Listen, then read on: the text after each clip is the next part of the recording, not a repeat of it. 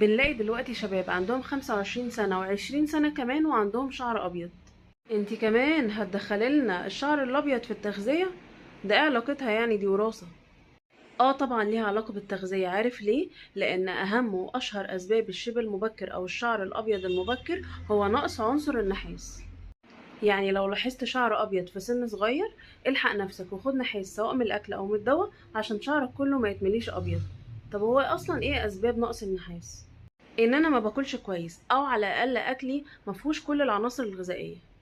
طيب على افتراض ان انا باكل كويس وباكل كل العناصر الغذائيه واكلي بيحتوي على النحاس، لو عندي مرض اسمه السيلياك، المرض ده مرض مناعي بيصاب بيه الجهاز الهضمي، بيقلل امتصاص العناصر الغذائيه ومنها النحاس.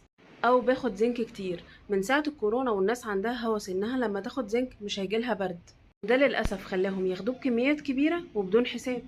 والزنك للاسف من العناصر